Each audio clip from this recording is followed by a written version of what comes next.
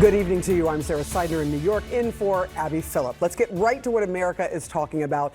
Is President Trump, the arsonist, celebrating putting out his own fire? Trump touting a huge win with China as the two countries drastically lower their tariffs in the trade war. Now, both agreed to allow 90 days for more negotiations. As part of the agreement, both sides significantly rolled back the amount of their tariffs.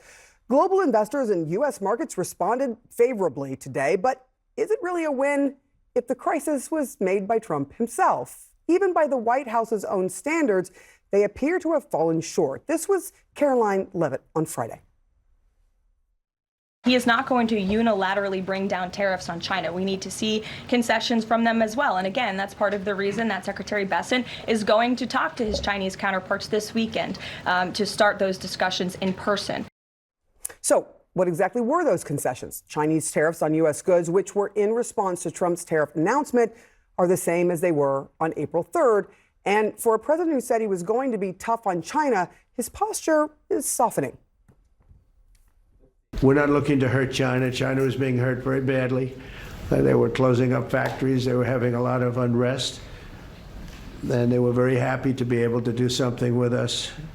And the relationship is very, very good. All right, joining us in our fifth seat at the table here, Natasha Sarin. She is the president of the Budget Lab at Yale and is a former Treasury Department official in the Biden administration. All right, let us begin. To you first, Mr. Kevin O'Leary, because I remember when you said, hey, let's put these tariffs up to 400%. China needs to be punished here. Do you feel disappointed by seeing these lowered the way they were? Because Donald Trump did pull back. Not at all. I wanted an embargo. I wanted to shut China trade down until they came to the table. They are at the table in Geneva. Could have been Riyadh. It was Geneva. That's fine. But it's not just tariffs, because I'll tell you where I think we're going.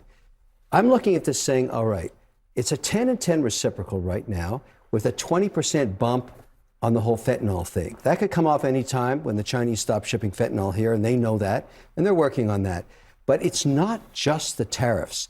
Where are we on WTO grievances? Remember, they joined in 2000. They've been abusing that rule forever.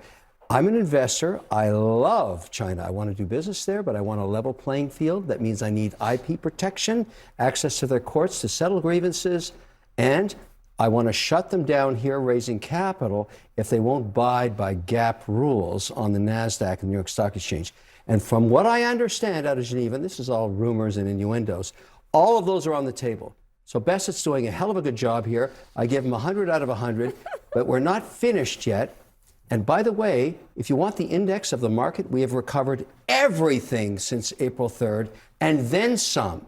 So listen, keep going, but China is a special situation. When we get that deal done, it'll become the hallmark for all the other countries. And I think where we're going is a 10 and 10 reciprocal on everybody. Call it a VAT tax. That's really what's going on here. Consumption tax in America, but you can't sell that to Congress, so you call it a tariff. Representative Moulton, I'm curious to hear from you because Donald Trump over the last few days has touted win after win. He's been doing so many things, and it appears that Congress is sitting at the sideline saying, okay, I guess there's nothing we can do. And that's how the public views Congress right now. What is your response to that, the way that the public is seeing all of this? That's accurate. That is what the Republican-led Congress is doing, is absolutely nothing. We're legislating on reducing regulations for walk-in refrigerators. That's the kind of stuff that we vote on right now. And actually, I think the public would like us to have a say in tariff policy.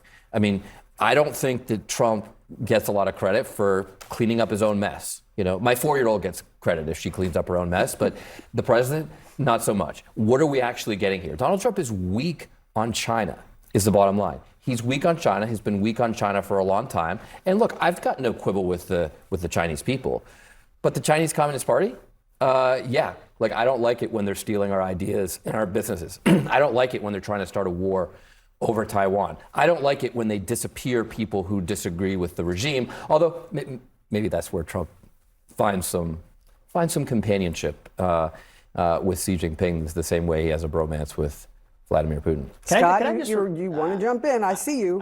This whole idea that he's weak on China. Did you not read the news about what Secretary Bessent found out in these meetings, that during the Biden administration, The Chinese officials said, yeah, we knew we could ignore Biden. We could ignore whatever agreements we had because he was too weak and would never, ever stand up to us or stop us. Now they've been drugged to the table by a strong American president. And for all the talk from China, from Beijing, oh, we're going to outlast the Americans. We're fortified to outlast the Americans.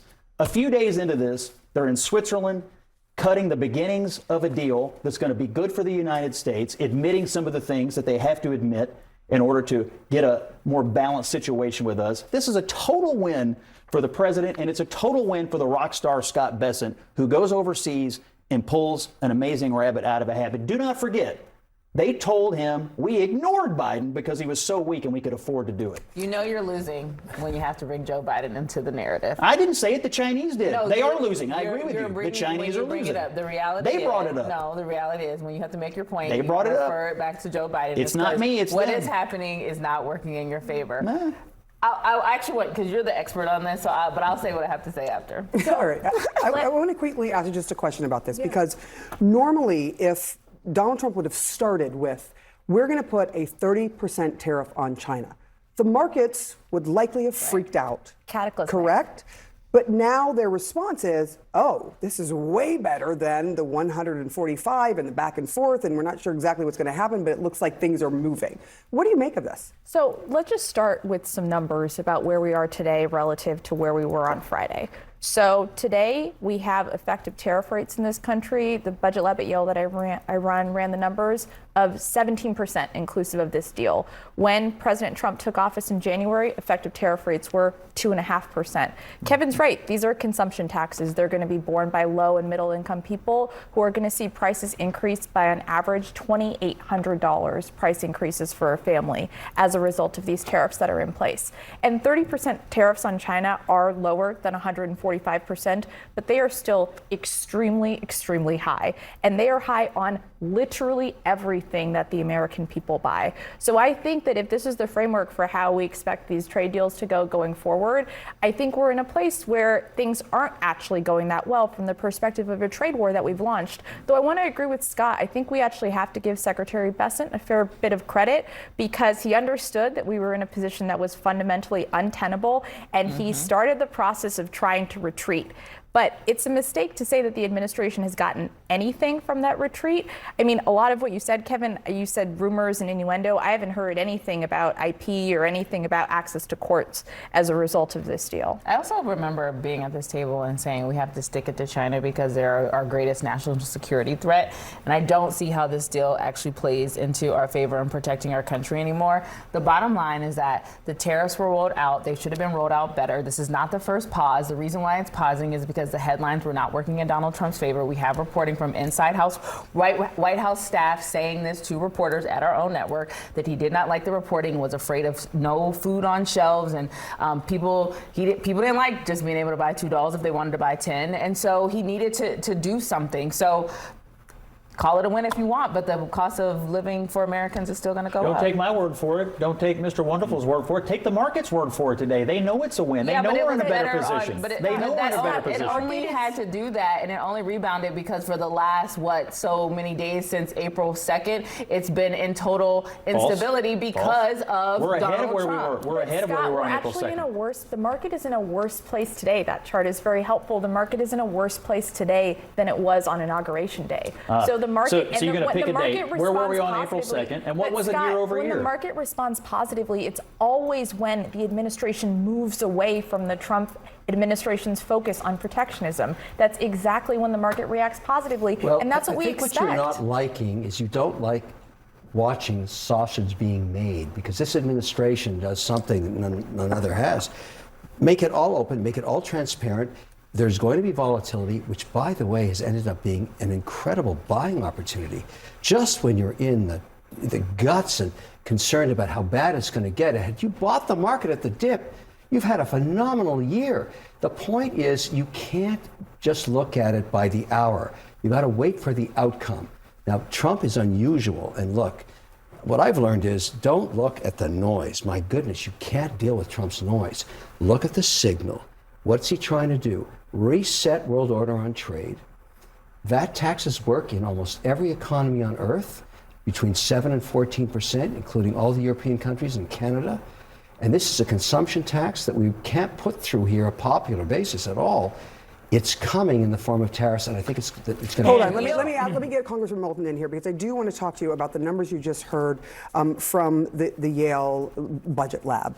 If Americans voted in Donald Trump because they wanted their prices to be lowered, and the prices are what the Budget Lab came up with, which is about $22,000+ a month or a year more that they would have to pay. Look, is this worth it? They're not there yet, but they're going up. And I just want to agree with Kevin. I think that if you bought the dip, it's great. I agree with you. You know, it's great that the stock market rallied. But I thought this was about working people. I thought this was about lowering prices. I have a Marine buddy of mine I served with who's a hedge fund manager, and he loves this right now. He loves the volatility. He's making a lot of money off of it. I haven't seen any jobs come back to American factories. I haven't seen prices improve for American families. I think it's going in the opposite direction for the people who Trump says he's most supposed people to don't help. have money to buy. The dip is so most folks that are in the dip, when it goes lower, they just lose more money. They don't have the disposable income. Sorry. And I don't mind watching the sausage being made. I just want to make sure there's sausage at the end and that I can actually afford it. We sat here night after night, you know, with our night wheezes about the market this and the market that. Today the market is good. We have recovered everything and then some since April the 2nd. Because he blinked. No, he's making a deal. This man was put on earth to make deals. And regarding manufacturing, I recommend you should read the job reports. We are having manufacturing coming back. Government jobs are going down, which is fine with me, but manufacturing is coming back. And investment announcements, $8 trillion. $8 trillion so far. It's amazing. Scott, tariffs today are higher than they've been at any point in the last century. That's going to mean the most inflationary policies of our lifetimes. That's going to mean a smaller economy. GDP is going to be 0.6 percentage points lower. India taxes 110% and a tariff on automotive parts, and we tax 2.5%. You think that's okay? I think we're in a situation where there are actually no winners from a trade war. And we're talking about retreat and the market's going up. We're in a situation where the market's in a worse position than it was in January. And it's not because there's been a financial crisis. It's not because there's been a pandemic. It's not because the jobs market is doing poorly. Have to be happy it's with because the UK deal. This administration launched a unilateral trade war. Tell me you're not happy with the UK deal. I can finally I am sell actually not grain. happy. That's actually a very helpful point for you to bring up, Kevin. I'm not happy with the UK deal. We could never sell grain here. We go to the UK. Now we can. What the UK deal tells us is that even with our close ally, even with the United Kingdom, a 10% across the board tariff with maybe an exemption for Rolls Royces is what the reality is going to look like. You don't like the ag markets? And You that don't like the means ag higher markets? prices for American Do you not like the consumers. ag markets so much? Why? An exception for Rolls Royces. That tells the whole story. Yeah, there was an exception for Rolls Royces or for. Right. Wait. Sure, go ahead. You left out something really important. It's Rolls Royces and Bentleys. My bad. The market, by the way, I think didn't just rebound over China today. I mean, it's Monday, but he's already having a phenomenal week. You got the deal with China, the EO with pharma, Eden Alexander. UK on ag. UK deal last week. Zelensky and Putin meeting. The president in deal-making mode headed to the Middle East this week. They have momentum here for a lot of things. Some of it's trade-related. Some of it's just more peace in the world related. And some of it is just momentum of strong leadership related. So I think they're on a little bit of a roll, and the China piece is obviously huge for the markets, but there's more going on, I think, with the administration than just that. But to be fair, the most times that we've seen the markets go up and down is just strictly about economic policy, but that's when we've seen it jump and jump. This administration's economic Correct. Policy. That is correct. Again, cleaning up your own mess. Yeah. Fair enough. All right, we are going to keep discussing a lot of different things. Natasha Sarin, thank you so much for joining us. Everyone else, stay put. Next, MAGA voices are among those who right now are ripping the president for accepting a new Air Force One from Qatar. Is it ethical? Is it legal? Another special guest is going to join the table to discuss. Plus, while the administration is keeping out most refugees fleeing war and persecution, they just welcomed dozens of white South Africans with open arms. Why?